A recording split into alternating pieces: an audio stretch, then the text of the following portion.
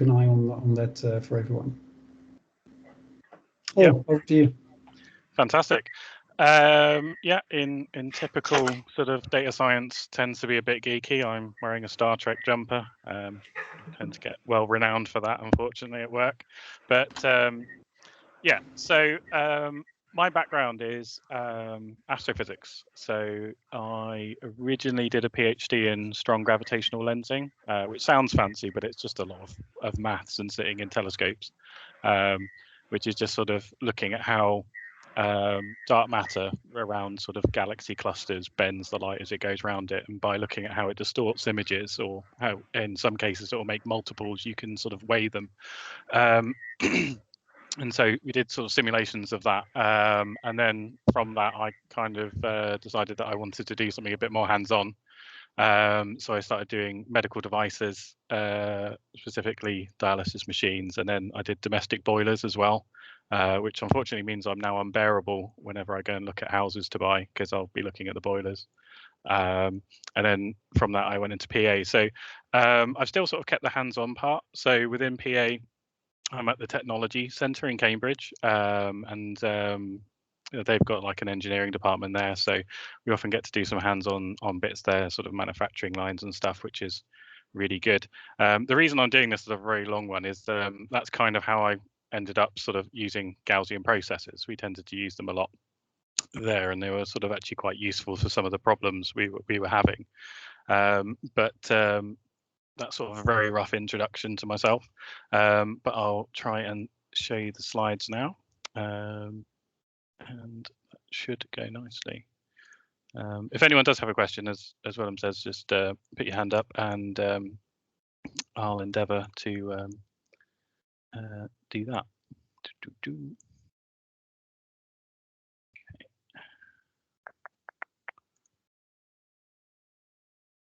Okay, someone could just let me know when the slides are shown, and I'll go.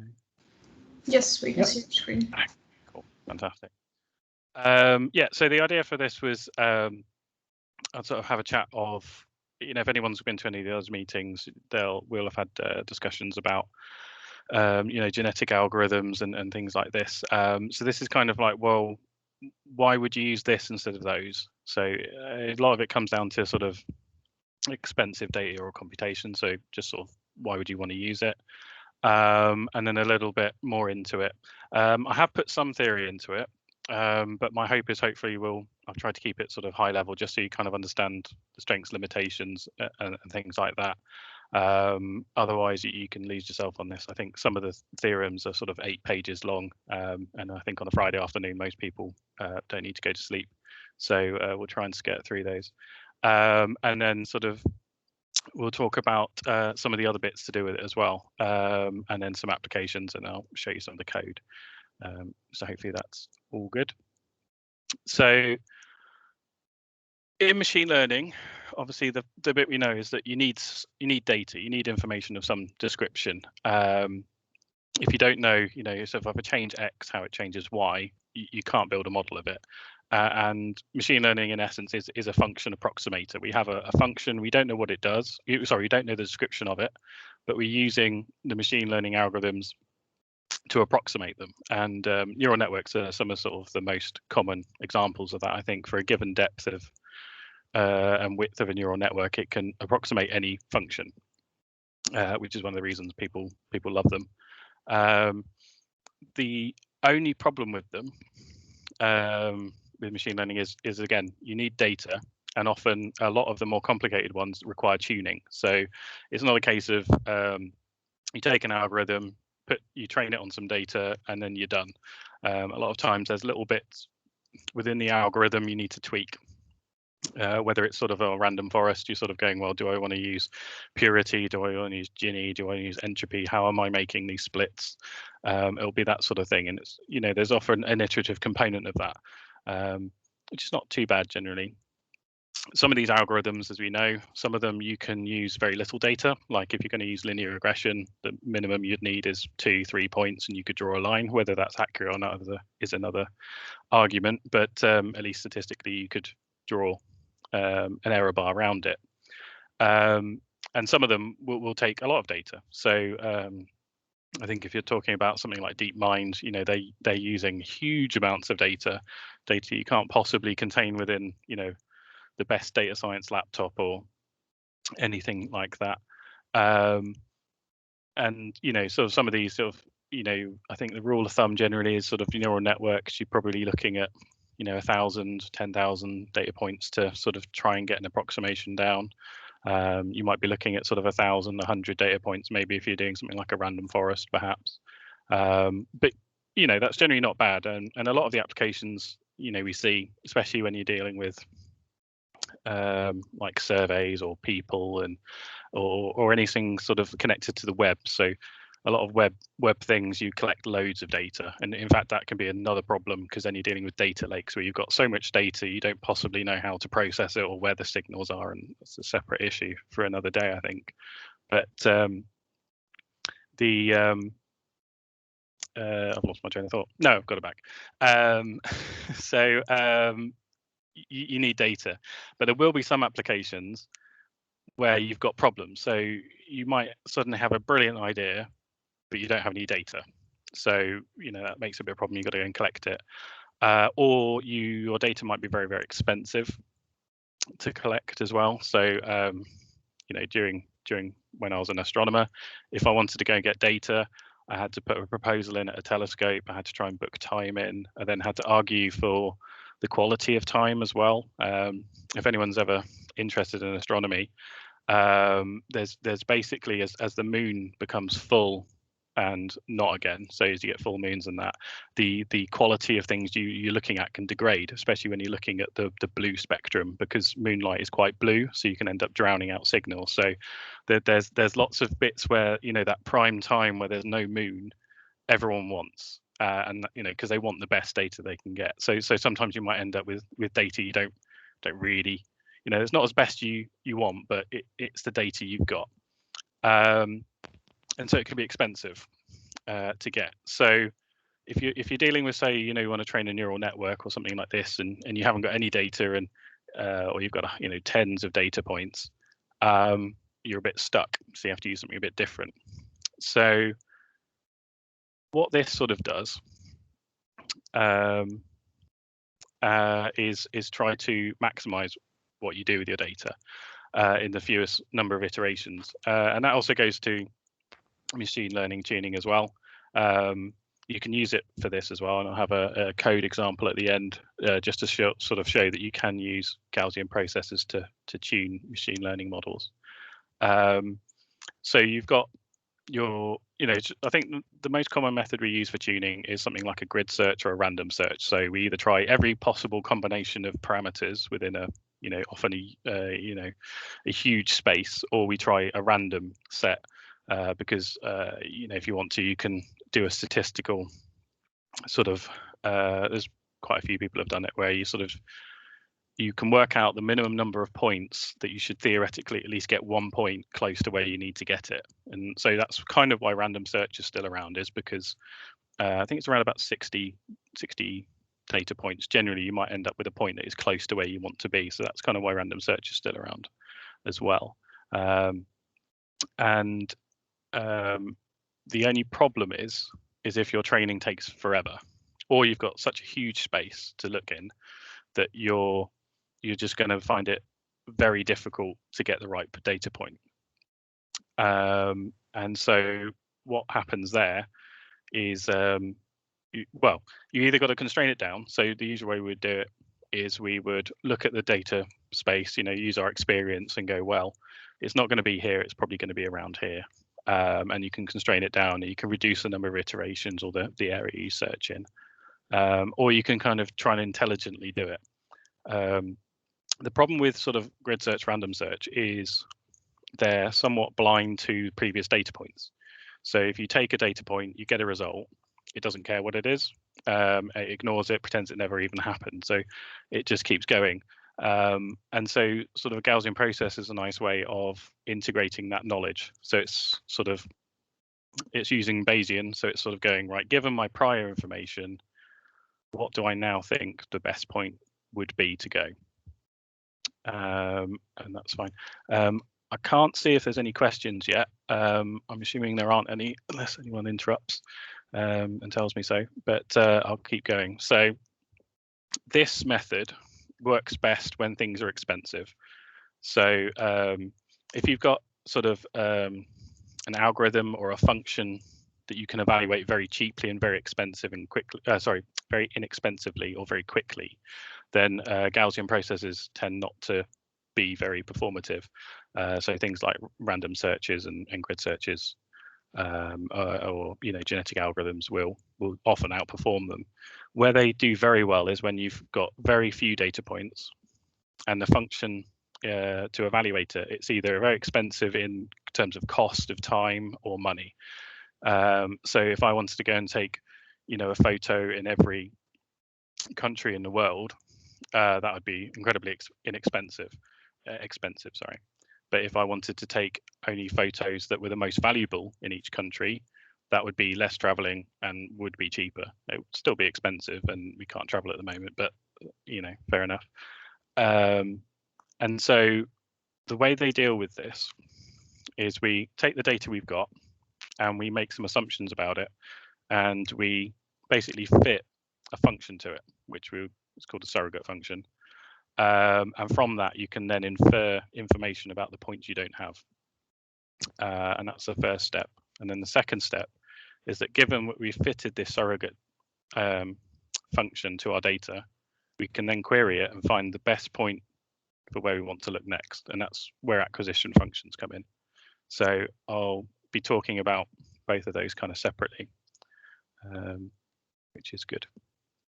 So this just reiterates the bits I was saying about a Gaussian process. So the good thing is you can use it to optimize multiple inputs. So if you've got sort of multiple settings on a line or something like this, you can optimize all of those settings to give you an optimum output. And it uses the prior knowledge, so it'll improve. You can use historical data, so it's not something that every time you have to start from scratch. You can preload it with older data that's compatible, and you can use it for lots of different things, which is good. The only downside is you must have a way of evaluating your values, and what I mean by that is if for a given value of X, I must be able to find out what the result of that is. If I can't find that out, then I can't use this. But I mean, that generally doesn't come into play too much with this, because with machine learning, if you never know what the result is, you won't get the data to train a model anyway. The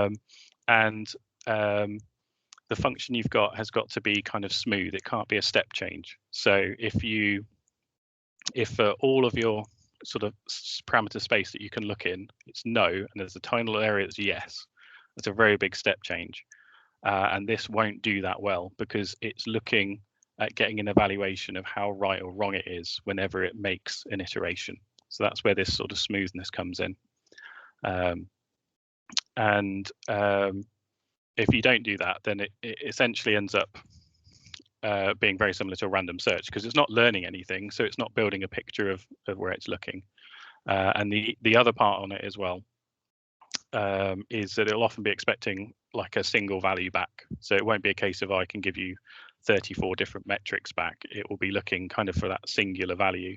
There are ways you can get around that, but you just need to remember that as well. And obviously, if your returned value is very noisy or has a large error on it, then it'll still work, and you can add components to it to try and quantify the error, but you'll just need more data points as well. The other limitation on this is it's very it can be very computationally expensive.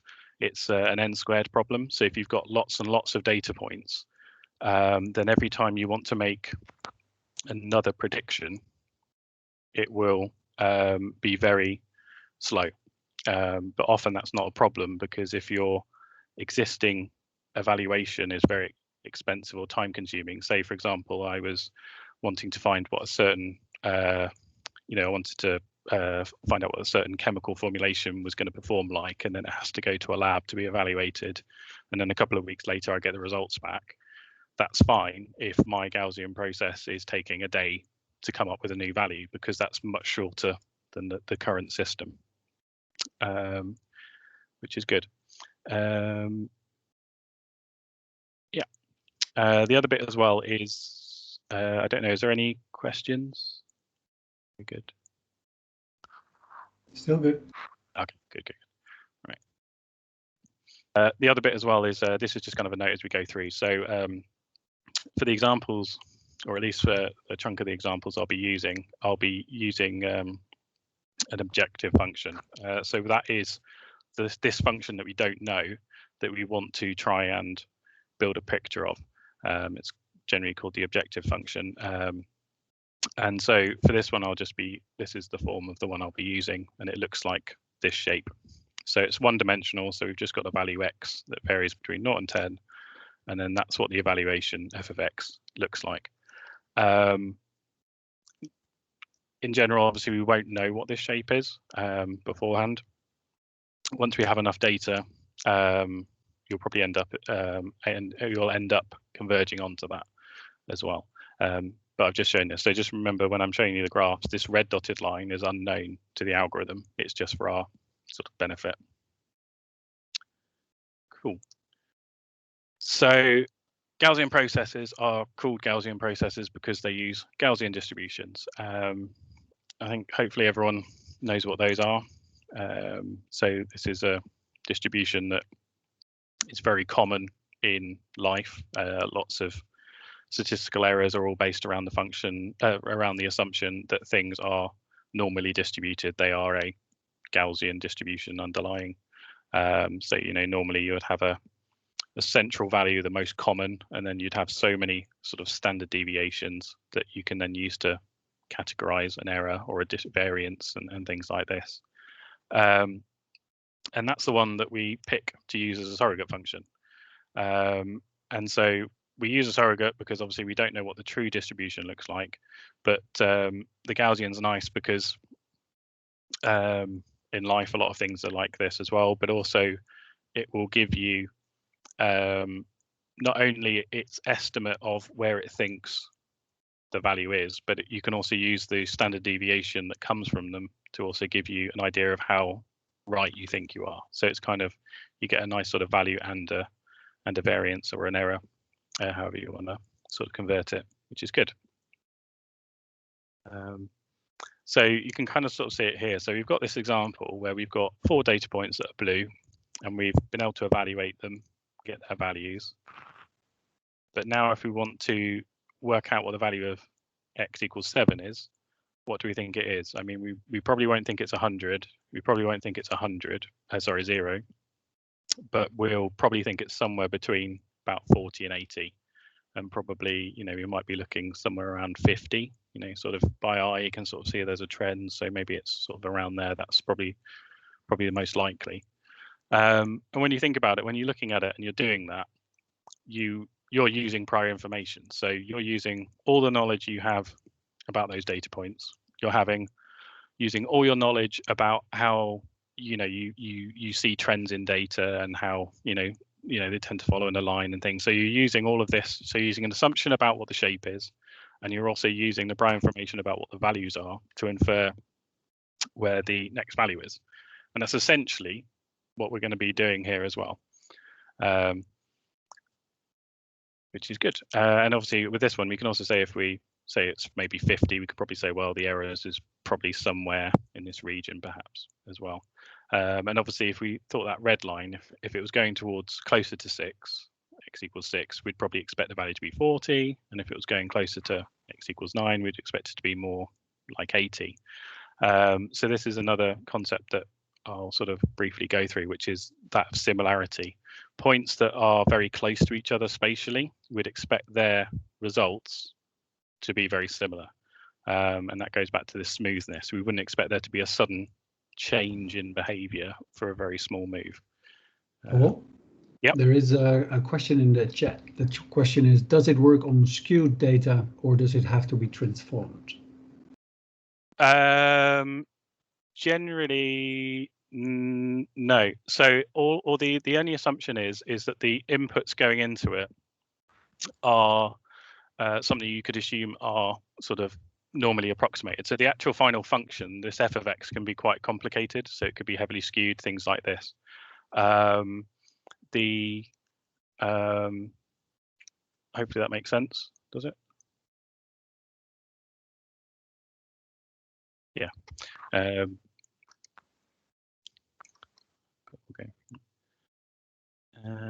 Yeah. So yeah, in a Gaussian process, we'll be using a multivariate Gaussian, because the 1D case in real life. So in this one, we'll be using a one-dimensional where there's only one axis of variables going in.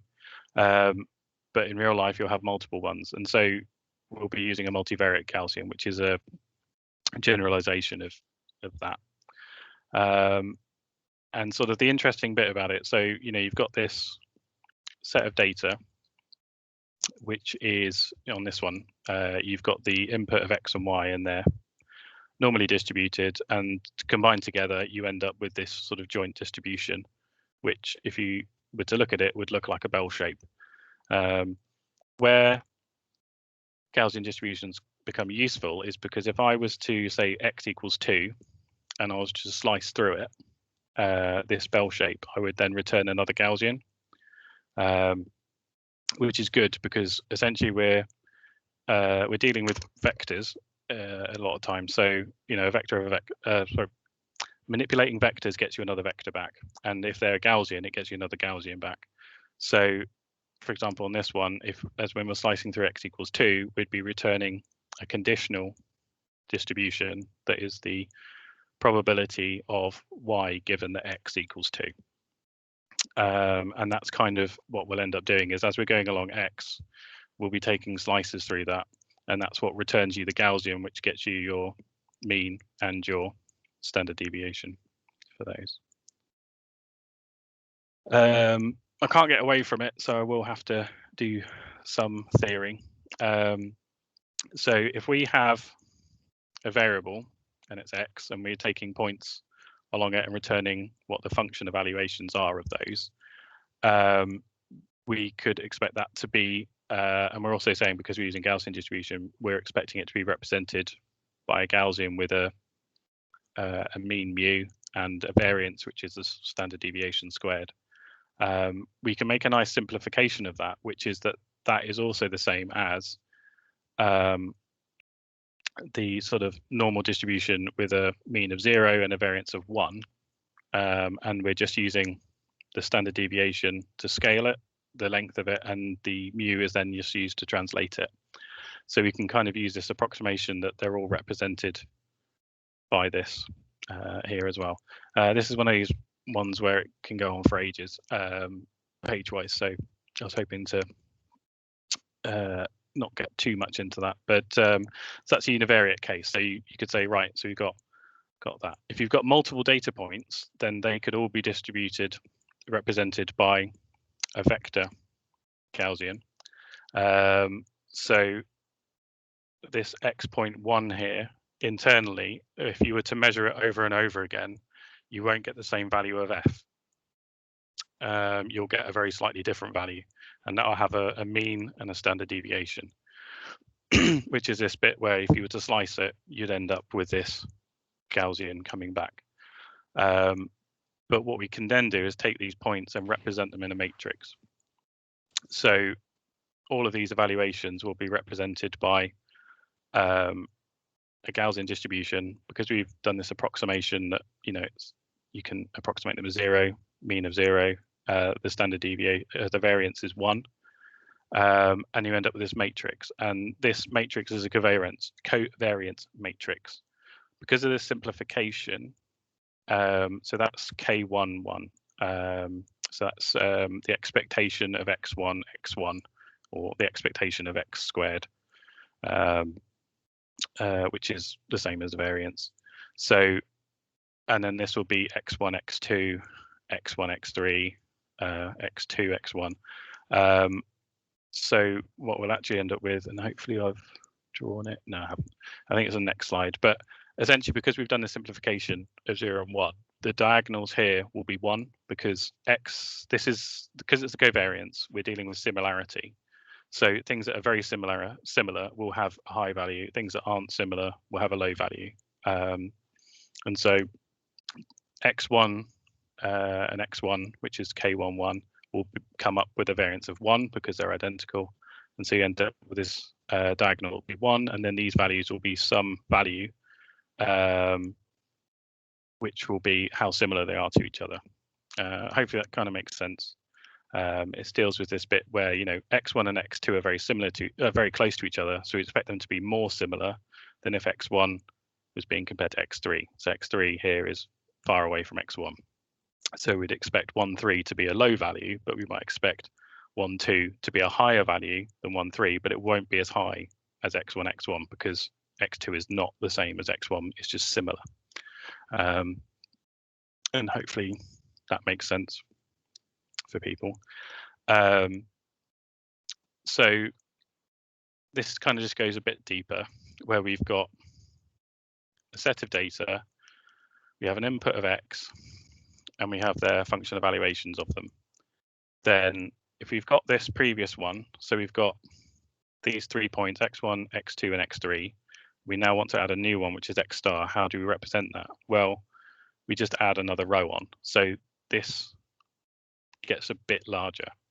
And this is kind of where some of the theory comes in, is that, so if you imagine this bit here, u1 to u3 and k1 to k11 to k33 is the same as this one.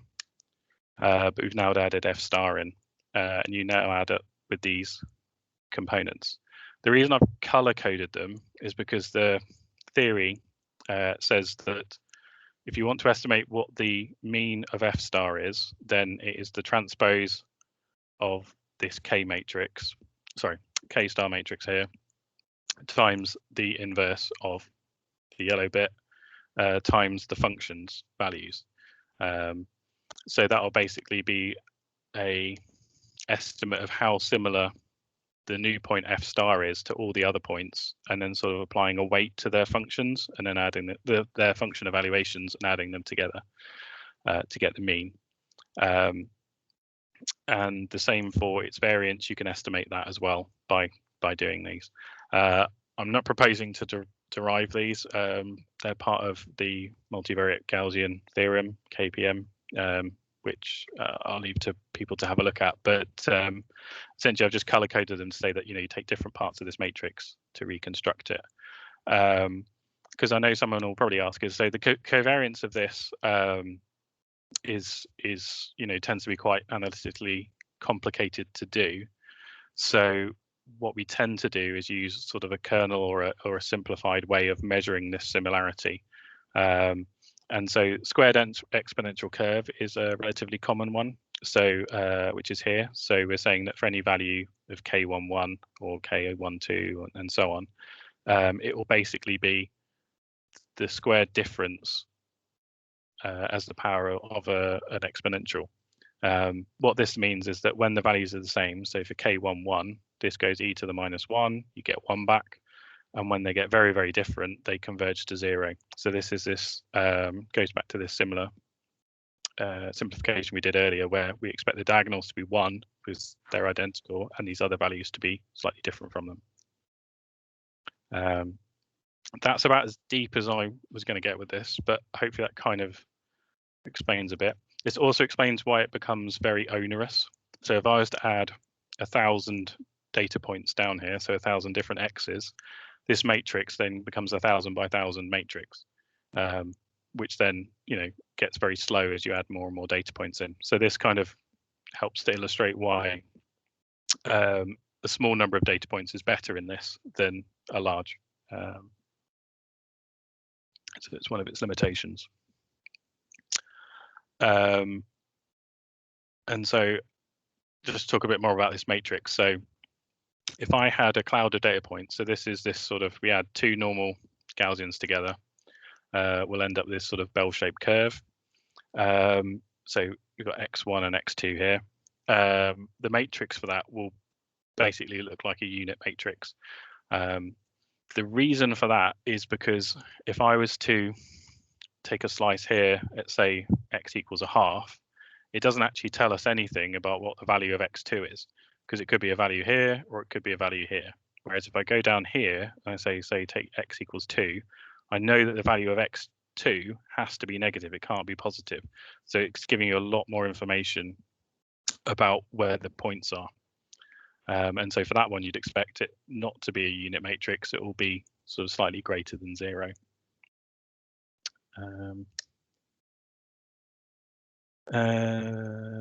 Yep. Sorry, that's an identical slide. Apologise. So we'll do an example, and I'll try and keep it short. So I said earlier, we'll use this as our function, our objective function. So this is what we're trying to apply a surrogate to. So we don't know what this is, but we can return the value of it. This is how we measure our similarity. We've got 2 data points at 1 and 5, and we've evaluated them. And so we get 0.8 and minus 4.8. So if we were then to construct that, we'd end up with this matrix. And if we were to run that through, so the similarity between 1 and 5 is very, very small. So this is I think to 7 decimal places.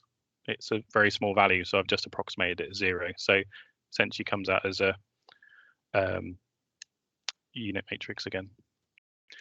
So then we want to evaluate our new value, and x equals 4. So we can put that in and we can construct our similarity matrix. So we've got this 1, 0, which is the one from here before, and then we go through. So x equals 4, which is k4, 4 is 1. This is 0 and 4. The reason for that being is that we have a value at 5, and so while x equals 1 is very, very small, x equals 4 is actually sort of similar to 5. So that's why this 0.4 gets to. And then it's essentially a way of just running it through the equations we gave before. So if we do that, we end up with a value of, basically it's predicting the mean to be minus 1.9. Not quite right. And actually, if we use it in the code, because I've done some rounding here to make it a bit simpler on my life, it comes out as minus 1.7, but it's very close. And we can do the same with the standard deviation.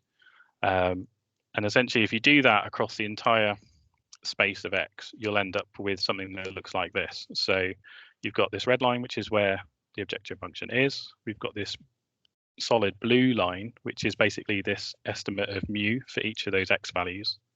And then the colored area is basically the 2 standard deviations of what we calculate.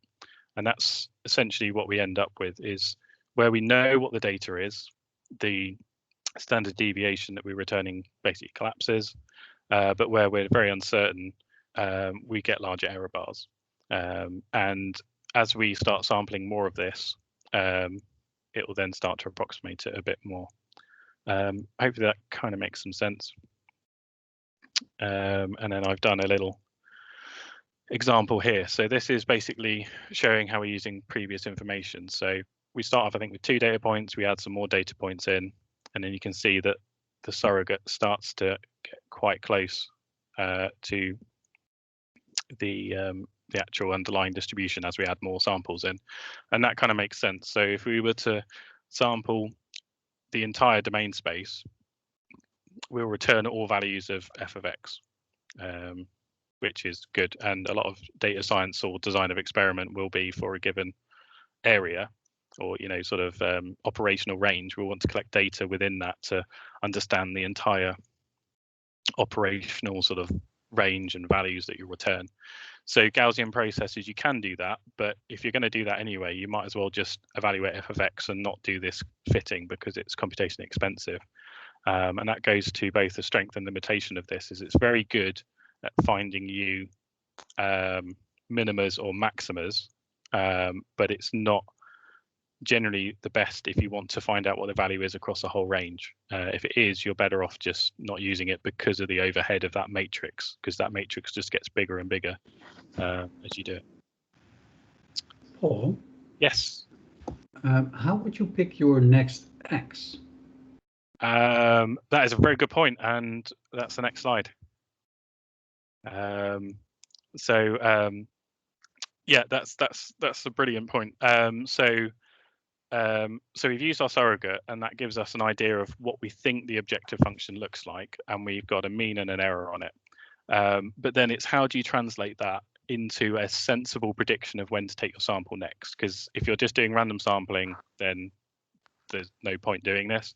And that's where acquisition functions come into play. So what an acquisition function is doing is it's trying to, so if you imagine if you're digging for gold and you find someone that's got some gold and it's quite good, but you've got a huge area that you've not looked in, is like, do you dig near where you found the gold, or do you try and look further away in case there's a better load of gold somewhere else? Interesting point is kriging, which is a type of Gaussian process, was actually invented for that purpose. Someone was using it to try and find gold, basically.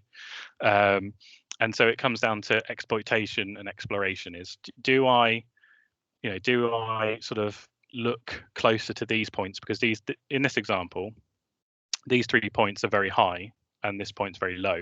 So do I continue to look around here because I might get an even slightly higher value, or do I look further afield hoping that there is a better value that I've missed? So I haven't become locked into a local minima. And bearing in mind the algorithm doesn't know that there is a better one. So it's how do you do that? And so that's where the acquisition function comes in. So they are basically ways of taking what the mean and the standard deviation predictions are from the surrogate function, and then trying to give you an estimate of where we think you should go next. And there's several different types, but they all tend to have a variable in them that you can tune, which is how much you want them to be brave and look at new areas, and how much you want them to look very close at where they are. Some of that requires a bit of tuning or experience. If it's a small domain space and not too many variables, and over time they tend to be very similar to each other, because eventually one gets bored and looks somewhere else, and the other one eventually ends up looking there. So there is a sort of convergent for small problems as well. I've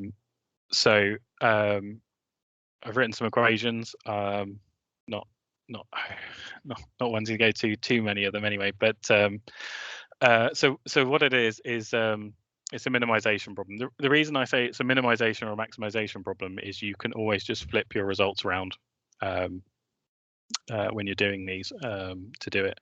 I think a lot of the machine learning stuff you find tends to be a minimization problem. So they're looking for the minima, but the way to get around that is just to flip the value of f of x round. So if you had a performance grade of someone in school of between 0 and 100%, and you wanted to find the worst person, then you could just the best person. You could, the algorithm is only looking for the minima, and you want to find the best person. You just flip their grades round so they're negative, and then it would do it that way. And so the 3 common ways of doing these acquisition functions are, say, the expected improvement, upper confidence bounds, and probability of improvement. In essence, they're all using the as we said, if you slice X, you return a Gaussian. They're all using the mean and standard deviations that you return from it, but they all add in as a component which enables you to kind of balance, increase, exploitation or decrease it. The one I'll use, which is slightly easier to understand, is the probability of improvement. So when you have a Gaussian distribution, and when we go back miles,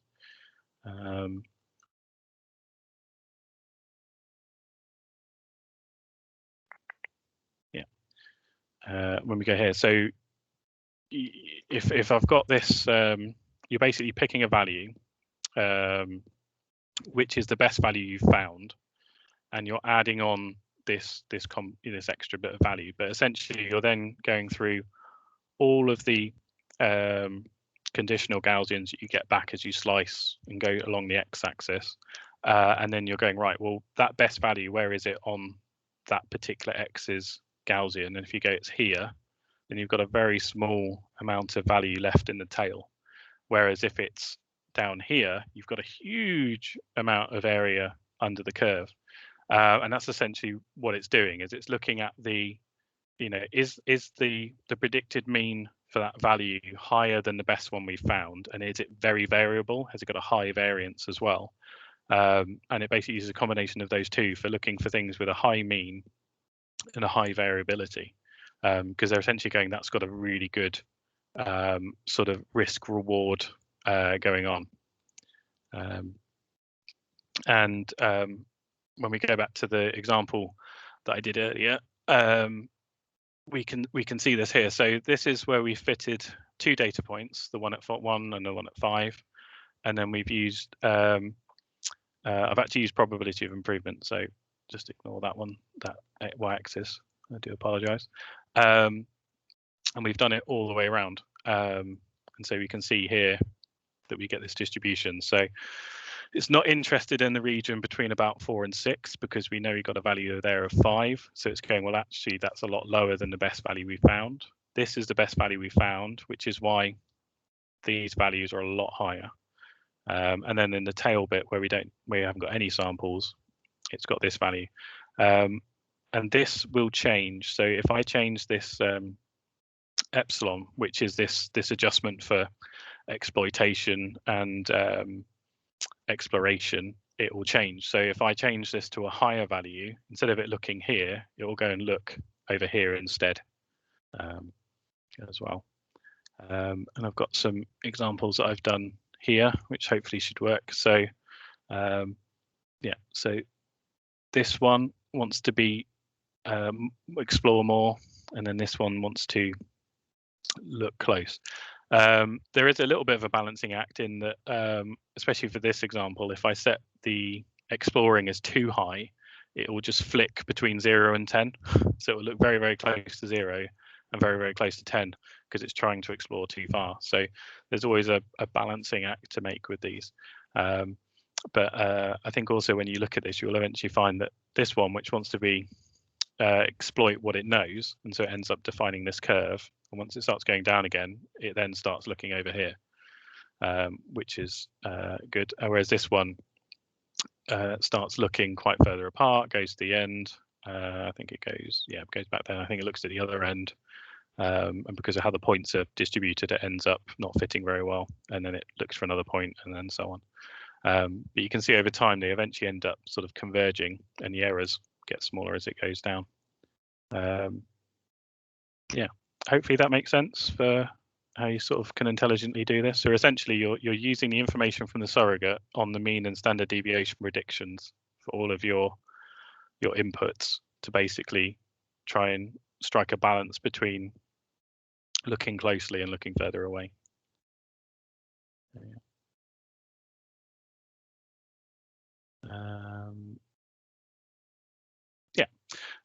So that's good. So now I've done that, it's good to talk about, well, why would we care? Is it just a nice toy? Can we use it for anything? Where could you use it? It's definitely an interesting one in that if you've not done it before and then you do it, you tend to then try and think of other things that you can use it for, and you tend to come up with more ideas. So as I said, used in Paul. Yeah. Before you jump into the next chapter, there's one question. Are there also approaches which look at the magnitude of the 95% confidence interval and looks for the first point where the magnitude is highest? Yeah, so the essentially they're all doing that, but they're also using the mean, the mean. So you could, if you wanted to ignore mean and just look for areas of high variability, there's nothing stopping you writing your own acquisition function, if that makes sense. So for example, for this one, probability of improvement, I could just set mu to be the mean to be 0 in all cases, in which case it will then just be looking for areas of high variability.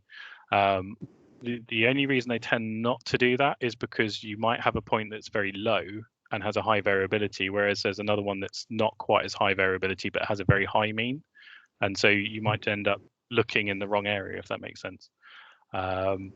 It was interesting. One of the applications I was thinking of is I recently bought a house, and unfortunately it requires a bit more DIY work than I'd have liked to it, and basically the previous person's been messing around with it, and you got your radiators in the house, and he's obviously fiddled with them, and so some radiators get hot and some don't, and so they need tuning. And so I was thinking, well, what I could do is take a measurement of all of the radiators, and then just sort of, look at the standard deviation. So basically I'm looking to minimize the variability between radiators. The only problem with that is that then the algorithm then just turns all radiators off. So I have to add another value into it, otherwise it will just turn the radiators off. And so for that one, I think I've been thinking that I probably want to add sort of the average temperature on, or something like this, to try and boost the values up. I haven't done it yet. I'm still trying to convince the girlfriend that she should let me do it, but in the middle of winter she's not keen on me playing with the heating. So but hopefully that sort of explains a bit why you want to use the mean and the variation in these cases, rather than just purely one or the other.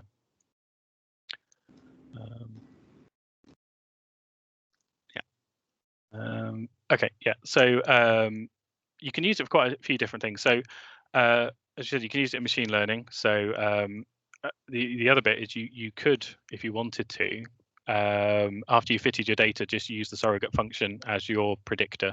So you could just use that as your machine learning algorithm, and that will return you a mean and a standard deviation. It's a non-linear fitting algorithm. You can use it for tuning. So if you've got for example, a neural network that had so many different inputs, then you could also use that to sort of try to iteratively tune a few parts of it. The Gaussian process does also break down if you have too many inputs. So using it to tune a neural, like a deep learning network, will probably end up with it breaking, because it has exactly the same problem with, if you have too many data points, the matrix gets too large, and if you have too many input variables, the matrix will also still get too large, and then it just slows down. But you can use it for research and development. So for example, if you've got a really nice way of evaluating chemicals or something like this, so maybe you're making a cake and you want to make the cake taste even better, you could for example give it an input of all these different formulations of different cakes, and then like a rating for how good people found it. So if people are saying, oh, it's very moist, it's very whatever, you could combine that together into a single function, or a single return value. Like you could weight it and you could say, well, I want to have a very good moisture, and I want a very good tastiness, and I'll take the weighted just average the two together. You could do that, and then it would output. You could use it to output what you think is, because you basically would be looking at the acquisition function to basically pinpoint what combinations of ingredients and how much might get you a better one than you've got at the moment. The reason you might like that is because if you're, especially with a lot of research and development where a lot of the easy gains have been made, and you're trying to like fine tune and cost save and really kind of get the best you can, you could deal with sort of hundreds of different formulations. And so by using this, you could use that to thin it down to say the top 10 and go, these 10 are predicted to be sort of the best. And then you could do the test, return them, input it back into your surrogate function and reevaluate it. And then you could continue learning. You can also use it for, say, a manufacturing line as well. So if you've got, say, a set of ovens, you could use that to sort of fine tune the temperatures of them based on the quality of the cake that's coming out the other end as well. So sometimes when you think about it, there's a lot of problems we don't normally think about, which you can use for, and a lot of things that we do use machine learning for that are just optimization problems. Paul? Yes. Have you ever used it for, say, meta parameter tuning?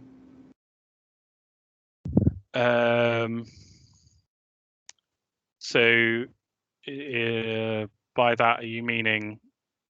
I don't know, topology of your neural net, or the depth and width of your general decision trees, etc. in your random forest. Yeah. I think so. Yeah. So one of the examples I was going to show was how you can use it to tune the input parameters for machine learning. So you could use that to sort of tune the depth of your trees and things like that. Exactly. Yeah. Cool. And again, that's an optimization problem, or a minimization problem. So yeah, you can use it for that as well. It's good. As I said, anything where you're, instead of wanting to find the best point or the worst point, you're wanting to know everything about the entire domain space, then this is probably not the right one to use. But it tends to work quite well for that.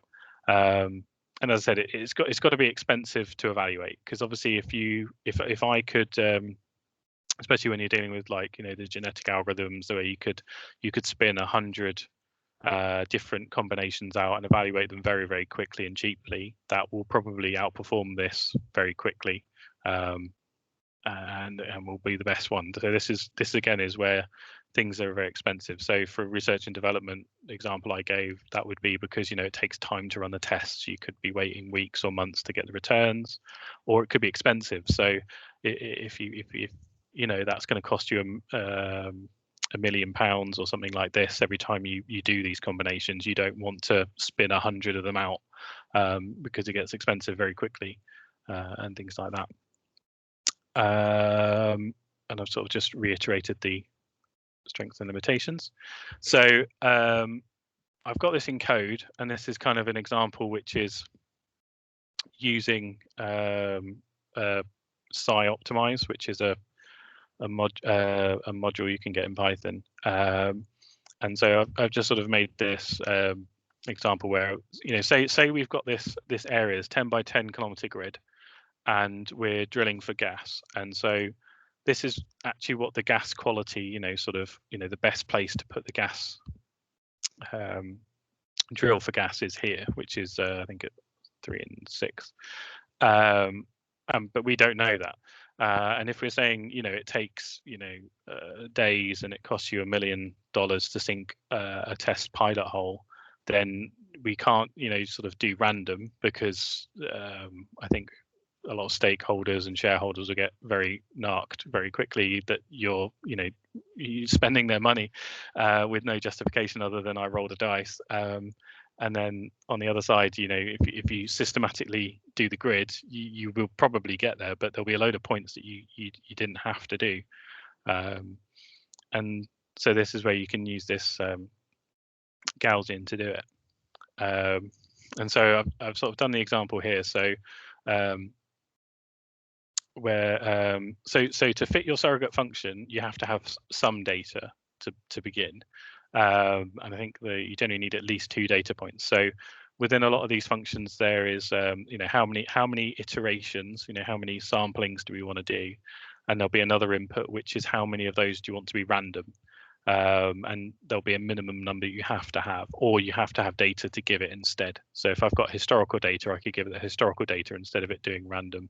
And that just does some random samplings across the space just to kind of get a rough feel for the area. So there's a trade-off there, in that if you don't do enough random samplings, you might miss a minima because you're too concentrated in an area, and because of your trade-off between exploring and exploitation, it just doesn't get there in your the time you have or the number of iterations you've got as well. So this one I think does 2 random samples. So we start here, so I'll do random point here, then it goes up here and does another random point, and then we actually fit this surrogate. And what it does is it ends up coming back down to the red one, because it knows that's a better point, and then it goes out, and it goes back, and then it ends up actually going all the way up to the green, and then because it actually ends up converging early, so we did 20 iterations, and we can see this convergence where the best value we find keeps dropping. and that's because this is a minimization. So because the function is trying to minimize it, I've just inverted the value. So minus 100 is actually 100, and which is where the green is. It actually sort of gets to that best point around about 13 iterations, but because we've told it to keep going, it will keep looking around, which is interesting because one of the questions I had last week from Willem actually was like, how do you know how well you're doing? And you can use this as a way of stopping early, basically. So if you know the sort of value that you would be happy to stop at, so you know, for example, this one we can't go higher than 100, then we would stop when we get to 100 and we wouldn't continue doing any more. Conversely, if you had a value where it's like that's good enough, we don't need to do better, you could stop there as well. So you can sort of do an early stopping as well, which would then, you know, save money because you're not continuing to take data points. And then, because obviously this is what it looks like, what you can also do is you can also ask it what it thinks this area looks like. So I've kind of just done it here. So as we're adding data points in, you can see that the shape of it eventually sort of starts converging to where we know that that best point is. And then at the end, when it's finished with that, it starts putting these other points in to just sort of check the other parts of the area. You can see those changing. Yeah.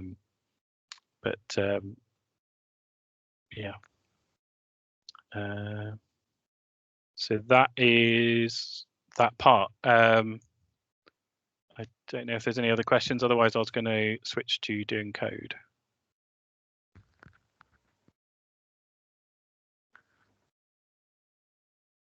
Okay, yeah, that's good. We want code. Yeah. Okay, all right. So I need to clean this one up a little bit more, but this is the code that I was using for this fit. So the actual part we're using is from sklearn, which is the Gaussian process. We've defined an objective function. So for all of these, they expect us to give it some sort of function that when it gives it parameters, it will get a result back. And so that's just what we're defining here. And I've written a function that's just to plot the objective. So what we see here, but for the one-dimensional case. And then this is where we define the kernel. So where I said before about the covariance matrix is quite expensive to calculate, so we use different kernels to do it. So you can define your own kernel. What you can do is if for this example we're assuming there's no noise and that we're getting sort of perfect results down, is you can make a combination of kernels where I think it's white noise kernel you can add in, which will try and estimate what the error is as well. So the noise you're getting, but essentially it's really a very short amount of code. So all we're doing is we're defining what our kernel is. We're initiating a Gaussian process here, and then we're fitting it to the data. So that's the X points we've got and the predictions for the Y. And then the rest of this is just me going along the x-axis and getting the predictions for the mu and the sigma, and then plotting them. So really, it's about 3 lines of code you can do it in, and you have your objective function as well, which is good. And so, as I said, that's the part on the slide where we have our objective function. And then that's actually when we do this fit. So this is when I zip from x equals 0 up to x equals 10 and return all of these values. And we get those.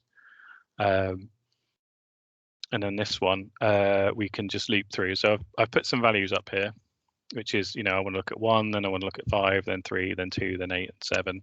And this just iterates around them and just adds more values in each time. So this is the non-intelligent way of looking.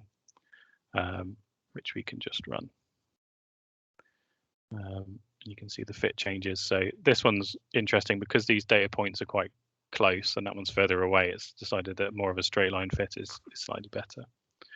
But it quickly gets back on it. And then if we were to look at the entire space, so this is x equals 0 to 10, you can see that our actual surrogate function ends up very nicely approximating what we know the objective function is, which is good. But obviously that's not intelligently looking, and we want to do an intelligent search. So what I've done is that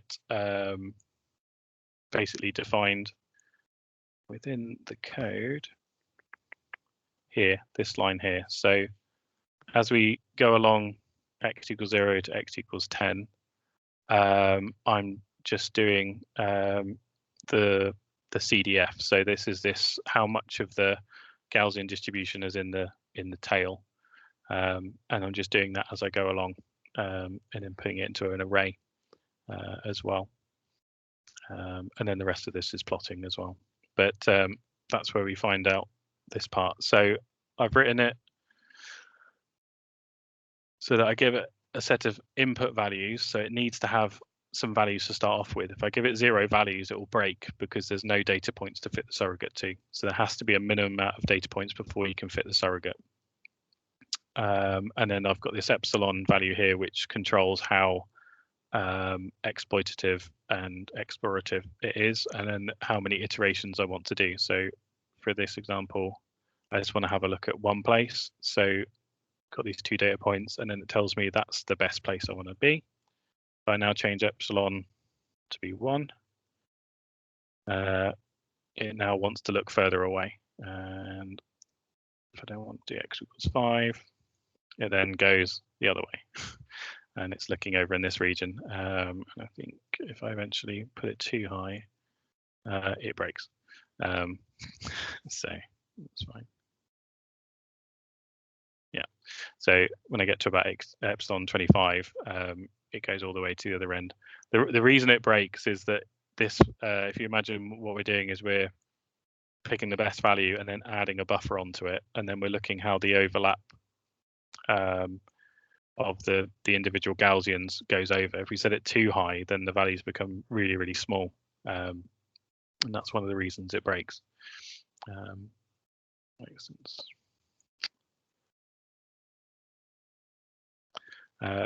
So yeah, so that's the bit of code that I was showing you in the example, basically, for how I was generating these,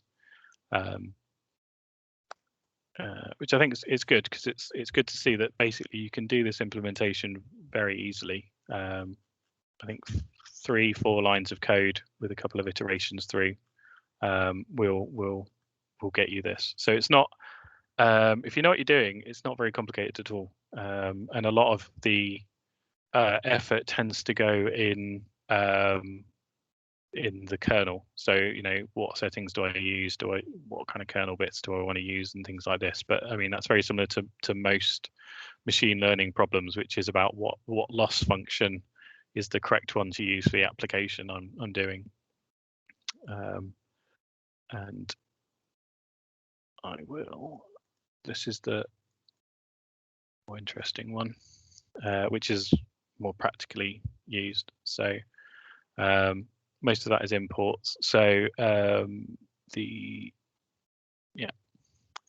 then these are just helper functions. So this one will plot the convergent plot. This one will show me what it believes the objective function looks like based on the data it's got. And then this one is what was adding the arrows to the plot. And then that one will take the objective and add those arrows onto it. But again, we have, yeah. So if you were gonna, so for the hyperparameter tuning, the bit we were talking about earlier, this is how you can do it with the inbuilt function. So the people who wrote optimize knew that was something that people wanted to use. So therefore, there's a nice function that will basically wrap it all up really nicely, so you don't have to do it all yourself. And it's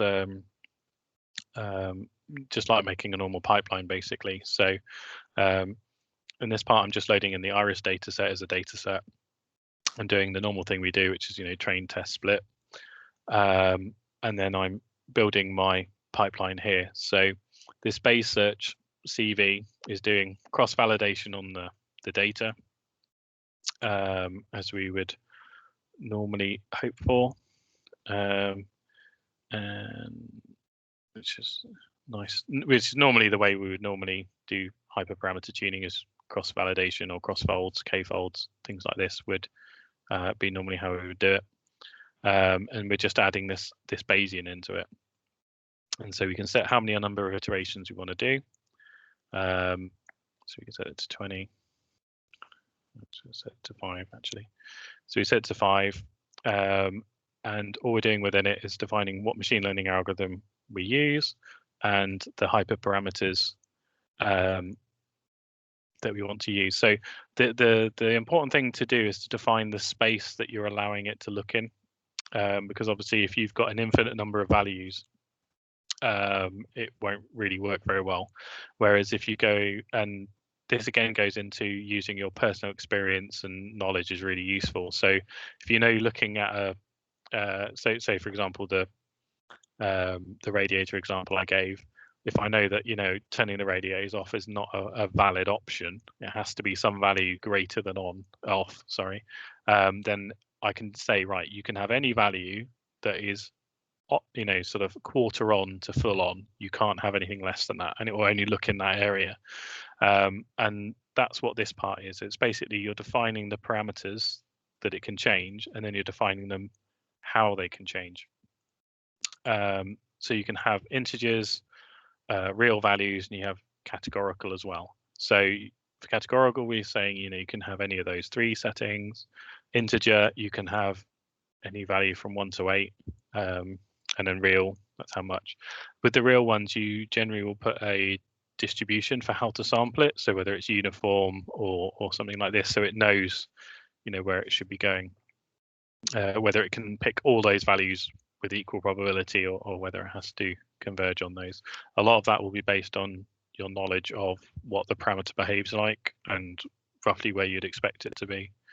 And then it's kind of as you would use a normal machine learning algorithm, you can just fit it and it will do that. So if I run this for 5 iterations, I can then ask it, can you return me the values of your fit? And then we can see it here as, how it starts converging. So it doesn't do fantastically well on 5 iterations. So let's try 20.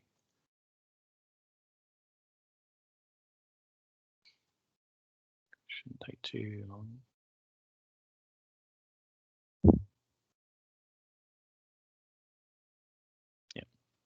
Yeah, so there we can see it goes there, then starts looking at other areas, but it's not doing better than the point it found. Then it's found a new, better point, and so on. And so if I kept increasing this, or change some of these values, that would also work as well. So the gas exploration one. So all I've done here is this bit.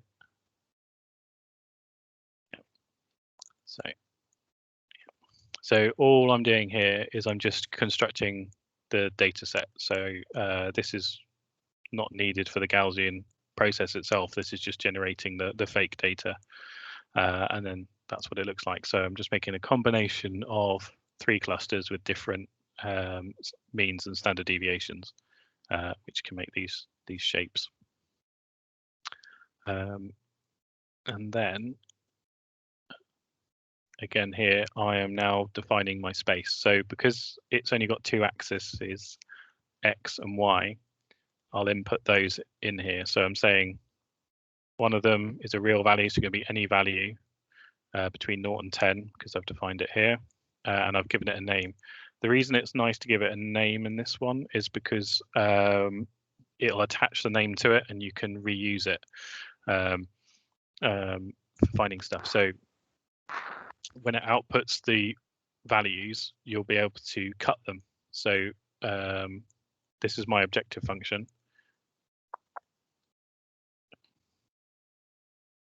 Yeah. There you go, which is only a couple of lines long. So I've fitted a kernel to that data, which is how I'm returning my values. And it's being fed a set of parameters. And what I can do with the parameters is call the name that I've defined here to return it. So that's when you're dealing with multiple input variables, instead of you going, well, X, the first index is this one and the second one is this and so on, it can get very confusing. By giving it a name, it means you can return it. And then because this is a positive value that's being returned, I'm just inverting it. Because it's this function as implemented will try and minimize, and then the rest of it here is just me defining my Gaussian process minimizer. So I input the function, the objective function, so that's the one that it will send these new ideas for the parameter spaces to, return the value. I'm going to set it running. There we go. That's the space, so that's the values it can change and how much it can change them by, and the acquisition function. So this is the probability of improvement, but you could put expectation improvement and various other ones. The initial points is this: how many points do you want to be random at the beginning? And then end calls is the most. So interesting to note is if I say I want to do 20 iterations and I want 2 random points, it'll do 2 random points and then 18 informed points. So it'll only ever do the total of 20, which is defined here. And then there's a few other bits you can change in these as well, which is good. But you can then look at how it's doing. So it'll take 2 points. And it will tell me that that's the best value it found, and it'll keep searching as it goes through and iterates, and eventually finds the best one. You can turn this off if you don't want to see the verbosity.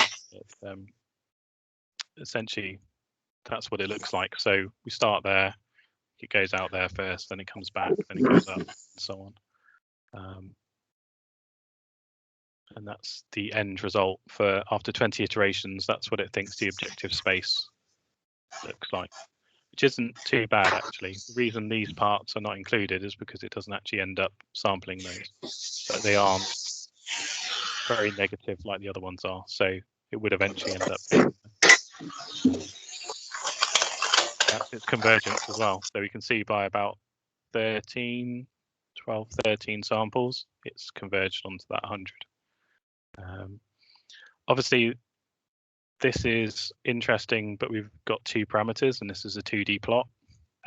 So what do you do for multiple ones? There is a function built in. So all these plotting functions that I'm using are ones that they give as well, which makes it nice because you don't have to keep making the graph functions. You can just import and use them, which is good. Is if I had multiple dimensions, this function, the plot objective, will do it as a grid. So I'll have, what does this objective function look with x1 and x2, and then I'll do another one for what does the function look like for x1 and x3, and so on. And it will give you the marginals for them as well, which is good.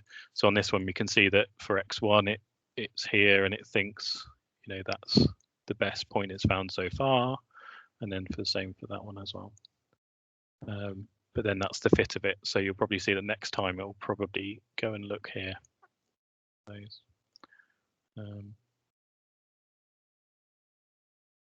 Yeah, and then this is the bit of code which iteratively does it. So GP minimize itself, once you set it running, you can't generally stop it without putting a special stop in. But what you can do is build. You can just run it. So instead of using GP minimize, you just go one level deeper and you use optimize. So there's a function in it's called optimizer, which is more low level. So you need to know more about what you're doing. But with that, you get extra functions within it. So one is that you can define your optimizer, and you can change the acquisition functions, and you can define your own as well, and things like this. But you can then run it for however many iterations you like. So all I'm doing here is I've redefined it, and I'm just running it once every time and then replotting the objective function. Because whenever you run it, it'll output a function, the results basically, and that's whenever you run it, these results are basically a dictionary of results. So it will tell you everything that it did. Basically, its history, so what data points it's used, and what the best value it's found, and what settings it's using. So it's a nice sort of historical way of going through the data and mining what it did. It also has a nice one in that you can ask it. So sometimes you don't want to run things concurrently, you want to run them sort of asynchronously. So you want to ask it something, then maybe do something else, and then come back and tell it. So what you can do, if you're using the optimized level, is go, I would like you to give me 1 point, please. And this will be its best estimate. But if you ask it again, it will give you another point. So you can actually end up with it giving you multiple different points that it thinks are valid. So they'll be in order of importance, basically. So you could go, give me 10 points, then you could send those 10 points off, get them evaluated, then bring them back again, and then put them in. So you're not always waiting for every value to be evaluated first. You can send multiple ones off to be evaluated and then return them. And it does this with an ask and tell method. So that's what it looks like. So I could then say, right, well, I would like you to give me a new set of values by using ask, and then I will tell it what the result is. So I need to tell it what those points were that it gave, because it doesn't know which ones I'm telling about, and then I can give it a value. So for here, I could say give it 0, and it'll update itself. So if I now run this, you'll now see that it's added a point in here and updated itself at 0. And I can keep doing that as much as I like, and it will get a new value, and I keep telling it 0. If I keep doing that, I'll break it, basically, because it's no longer correct. But yeah, so that's sort of it in a nutshell. I've probably steamed through the code, but happy to take any questions or any bits on that.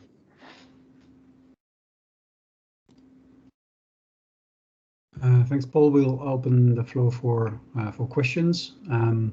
We will be sharing the code on our GitLab GitHub account as well. If that's okay with you, Paul? Yeah. I've got a couple of lines of description I've been asked to put in because someone else read it and couldn't follow it, so I'll do that. Very good. All right. So we open the floor for questions, if there are any. Hi, Paul, if I can go ahead, Edmund here. Really interesting application on the hyperparameter tuning side. One of the things that just wanted to get a feel for in your experience is that if you compare the approach of using an optimization optimizer for hyperparameter tuning versus just your regular grid search on your pipeline,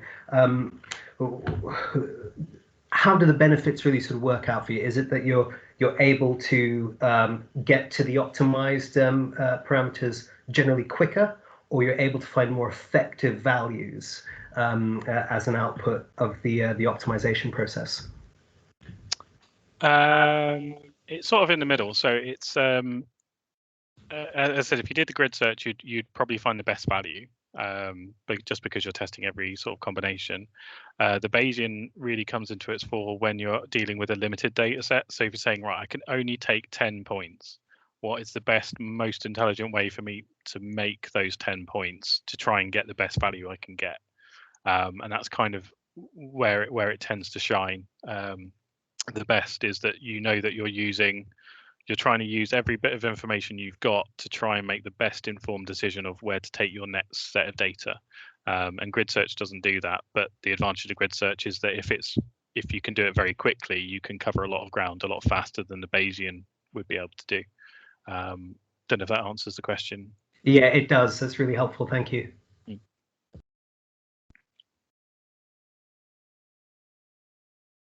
Any other questions, or all happy? Or everyone's asleep because it's a Friday afternoon. It's also acceptable. All right. Well, Paul, thank you very much. I found it intriguing. Very cool. I'm definitely going to hunt for projects where I need this. Do you have another question, Edwin?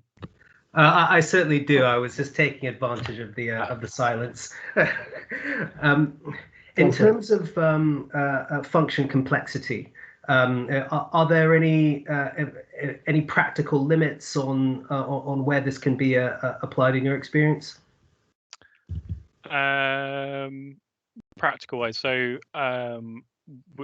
yeah, and try not to sound too much like sales, but within PA we've used it both for the R&D and for manufacturing line. So if you think about it, you could use it to help optimize someone's manufacturing line. So if they know that they're not quite right and they give you a range of values you could change, you can use it there.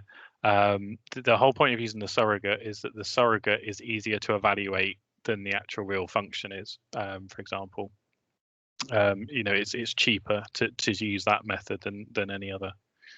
So thanks. All right.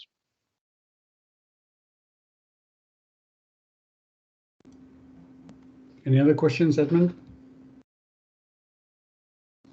No, that's it. Thank you. There's a question in the chat. It is also possible to apply it in the healthcare sector. Yes, yeah, it is possible. The only problem with the healthcare center, and this is not a Gaussian process thing, but most things is, it's very hard to get machine learning through regulation. So, for example, if you're trying to prove something is safe, analytically, if you've got an analytic function, you could prove that for all possible cases it is safe. Whereas for machine learning, it can be hard to do. There might be that one setting you just didn't try, which turns out hurting someone. So the main way we get around that is by having all the safety aspects not being part of the machine learning is generally the way a lot of people do it. So, for example, in manufacturing, if the machine learning says try these settings, the control system on the manufacturing line goes, no, I'm not doing that because I'll break. so you kind of offload that. But no, you're perfectly right that you could definitely use it within the healthcare sector as well. Things like that, fine tuning someone's medication, for example, is an option. But now that I've said that, I'm not sure quite how you do it and not kill them by trying some of the other settings. But yeah, I mean, there's probably an intelligent way of doing that. Yeah. Cool. It's all about safety, but surrogates to predict other variables will work. Thanks. I think it's thanks. Sorry. All right. Any other questions?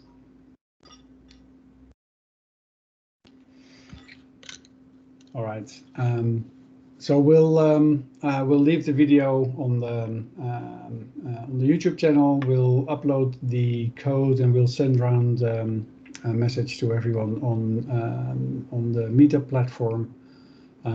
Paul, thanks again. It's been really great. And we don't have a subject yet, do we, Suzanne, for the next one? Yeah, we do. It's the NLP toolkit. Yes. Can you tell us a little bit about that? Yeah, it's how to visualize NLP problems more easily, because now it's quite difficult to do that, but there are some solutions for that, so we'll see them in our next meetup. Cool. And that goes beyond just creating a word cloud. Yeah. All right. Thanks, everyone. Hope to see you again in a couple of weeks' time when we're running the one on visualizing NLP problems. If you think I have a great, you have a great talk to give, let us know. We'll gladly talk to you about the prerequisites and get you on stage. Have a great weekend all, and see you all in a couple of weeks.